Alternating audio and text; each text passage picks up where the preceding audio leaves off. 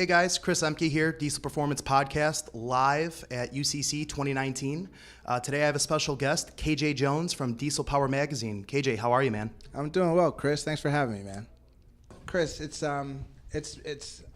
cliche time. It's been a wild road. Yeah. There's no doubt about it. You know, from coming into and I spoke.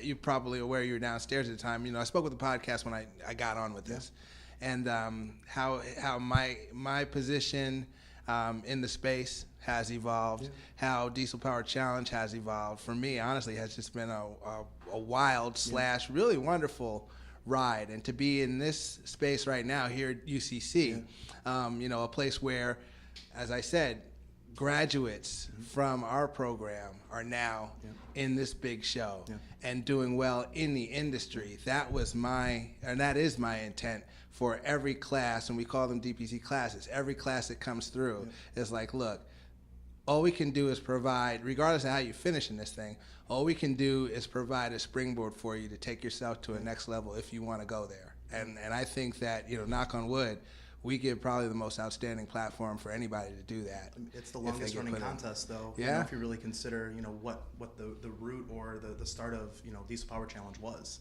and how it's evolved, like you said. Yep. So I guess, you know, we'll kind of touch on this, right? Sure. So how many years have you been pioneering DPC since? Since I came in, this is my 5th year with Diesel Power Magazine, and this is my 5th year with DPC. Okay. And I have my own thought process here with a couple things, but what are some things that you see in the future of DPC?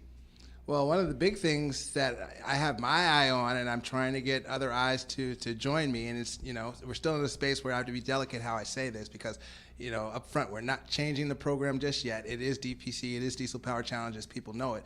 But I truly, as I said years ago and got into a big mess about, I want the industry and our program to start to pay closer attention and try to include clean in it in some way, shape, or form. That is really it's a personal and a professional goal for me, and I think that if and when we do, it's going to be a game changer in the space. It's going to help open some eyes that are currently closed governmentally. You know what I mean? And see that people can do this responsibly, can have fun with it responsibly, and not necessarily, you know, have this big push to try to shut it down, but actually embrace it and maybe help champion it in some way. I think one of the things, you know, I'm going to dive into that a little bit. I'll get a little bit more aggressive. That way, if there's any backlash, it can come on me. I don't care. But, you know, you think about, you know, 10 years ago when emissions equipment was adopted, right, onto these platforms, they weren't sought after. Okay, let's just be realistic here. Yep.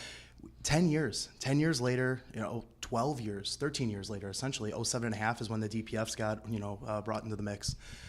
You know, people still have the old mindset. Well, what was it like 20, 30 years ago? Catalytic converters, electronic fuel injection, things like that. Same thing's now the same thing. Yeah, you can go buy a brand new Hellcat, a brand new Z06 that will, you know, turnkey run 10s. Rock and roll. Sounds awesome, right? Yes, sir. So the industry is evolving. It is changing. I think, you know, as far as diesel motorsports, it's a late bloomer, right? Because everything is definitely come in later than, you know, what was going on or developed in the gas world, right? Yeah. But it's proven. I mean, and I'm not speaking for the company that I work for. I'm speaking in general in the industry.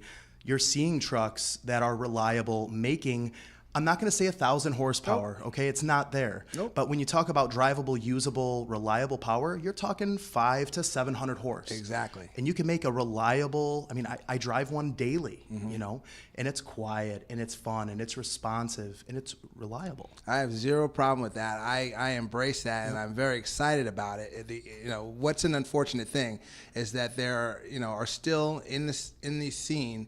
There are still, you know, archaic thinkers, man. That's really the bottom line. And if one of the archaic thinkers is listening right now and is offended by it, so be it. But there are some archaic thinkers that, you know, respect to, you know, mechanical fueling and respect to a lot of old, outdated stuff.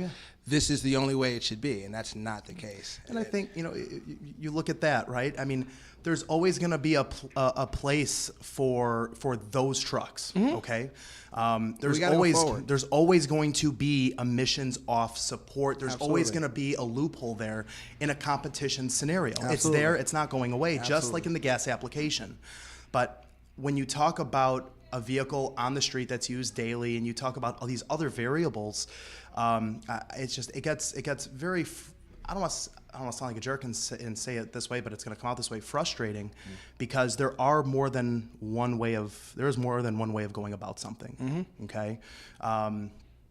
And I just, so with all my rambling, the future you think of DPC, or what you would like to see, is potentially a emissions on style truck in the rankings. In the rankings, out there in the competition, basically. You know what I mean? And we were this close this year. This year was awesome. This year we were this close, and to go back a little bit, there was some backlash when the entrance came out, and people saw, you know, Ben's truck and Gene Friesen as the gentleman who has the Ford, the 17 Ford, saw Gene's truck in there, and honestly, I wasn't even aware of it. I got a message. I'm not a huge social media follower, and a message came to me via text that, hey, you need to check out what's being said, da-da-da-da. And of course, I'm concerned about it, but I also keep a perspective that social media, in a big sense, is social media, you know, where it might look like 10 million people discussing something. In the big picture, it's like 5 guys. There's a couple people stirring up a little hype. Exactly. How many people are viewing, not even commenting on there, Correct. but are seeing just checking it out, and that's poisoning the pool. You know what I mean? So I got this message about that and took a look, and you know, of course, I'm like, you know, here we go with this. But people need to understand. I don't know if you're familiar with our live feed. I do a live feed every other week or whenever. It's not a scheduled thing, but I do pop on. I follow you on social media now, going on like 3 years, and you know, you always do the hashtags, you know, Road 2017 on the road, you know, 18 and now 19. Sharing the road experience. And, you know, I mean, you're all over the place. Trying. You know, and it's really cool that you document that stuff, and you give the end enthusiasts something to kind of follow and see what it's like to be day in life, you know. That's it. And the day in this life, I was actually in a plane coming into LAX, and you know, as we got signal ping is when I got this text message, you need to check out what's happening, da da da da. And I read it, and I was like immediately just disappointed. I got home, and that night, you know, I won't say I didn't sleep, but it was on my mind. And the next morning, I went down and said, well, we got to do a feed about this to talk about it right now, because Gene Friesen, his F350, F350, I believe it is. When you think about it in the big picture, that truck's a badass. It is It's a 17, Ford 6.7. KC turbo upgrade, some tuning, you know, probably exhaust. I think it has injectors. I'm not certain, but collectively, you know, it left Ford with X, and it makes 600 horsepower. Man, that's pretty wicked. And he drives it, I'm certain, everywhere. You know, and it does what a truck is supposed to do, as far as go to Lowe's and go to Home Depot and do whatever else.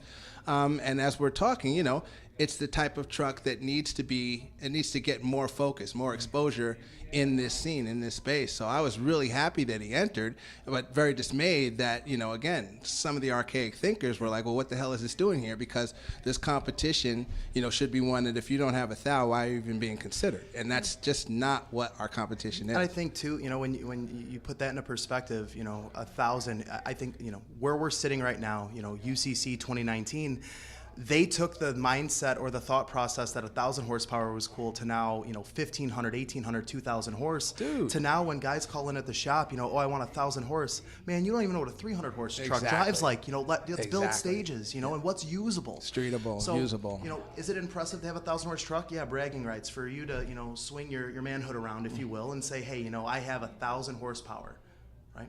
But what can you do with that truck? Is it reliable? Can you tow with it? Can you drive it? And that's where the Peace Power Challenge comes into the mix. Yep. But how would that truck stand up to a 600, 700, you know, stock turbo in the valley, S400 over it? We were just talking about this off the mic, if you will. You know, these guys going in, you know, big turbos, you know, lots of stages of nitrous, you know, all these different things. And they have to drive around a lot of the imperfections that the truck has versus kind of taking advantage of maybe smaller turbochargers because of the higher elevation and seeing if, you know, you can get a truck with maybe a little bit less power be more user-friendly. More efficient package, man. And any form of motorsports, that's key. You know, the more efficient package. And I think, you know, this is my opinion. I think that truck has what it would take to do very well in this competition. That's the bottom line. I won't say win or lose, but to probably open a lot of eyes and raise a lot of eyebrows as to how well. And of course, it's also the driver and also the team. That's what makes up DPC. There's a lot of variables. Correct. You know, correct. But, it's who has the least amount of variables to overcome. I guess you could, you could say to some extent. Yep.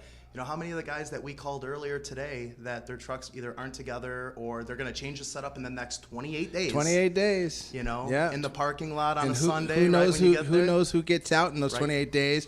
I have seen, our team has seen trucks being completed in the parking lot. I accept the invitation and I'm going to get there. And, I get there thinking, okay, we're ready to go. We're ready to rock and roll. It's all good. And then I look out in the parking lot at the host hotel, and hoods are up, and last-minute wiring is being done, or last-minute, in some cases, wholesale repairs or changes or upgrades are still in process, and, go time is Monday morning at 8 o'clock. So it's crazy.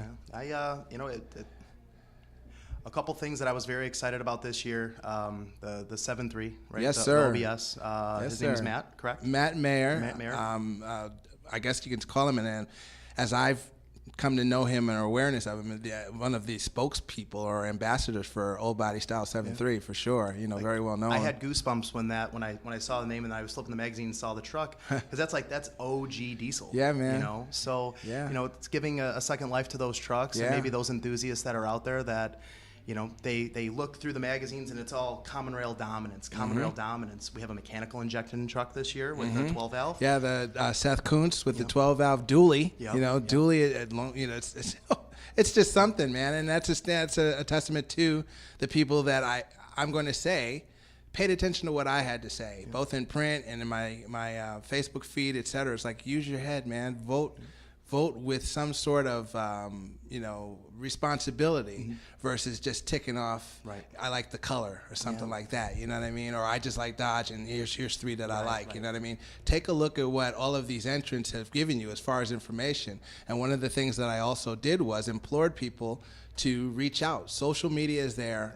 Everybody in this deal is in social media. If you're confused about something, you want to know more about something, seek advice about something, hit the person on whatever the platform, and thankfully, I'm pretty confident this happened, and thankfully guys were receptive to it and gave people their information so that they can say, you know what, I'm voting for him because you know what I mean? And because that makes the genuality of that person. Correct. And that makes, it makes for a field that I'm confident in. For the last 2 years, we've been in this mode, if you will, and it makes me very, very confident in what we get in return. And this year, it really looks like a stand-up crowd. It does. It really, really does. It's going to be exciting. Being, like I said, an enthusiast for years and being able to be a part of it this year and being out there and bringing me and Paul in last year, to do the live read and things like that. You're the official podcast of DPC, man. It's so cool to, as you grow and you kind of, get into these little, clicks, if you will, and be part of something that's big that, you've always looked up to for years. Well, I appreciate that. I do hope that your vision does come true in upcoming years, and we could potentially get, one of the newer trucks emissions on, and maybe the power won't be as impressive on the dyno, but maybe it'll make up for it in other areas. The power might not be there, but, just to play on words, but the performance will be there. Yeah. The truck will perform. Yeah. I think that'll be cool. Thank you guys for what you do for us, Chris. You and Paul stepped to us, really, and, what do you think of this? And I'm like, let's rock and roll. Yeah. Let's You've do been it. very accommodating to us. Like, I can't speak enough about your character. Thank you. So thank you for everything you've done. Yes, sir. Awesome.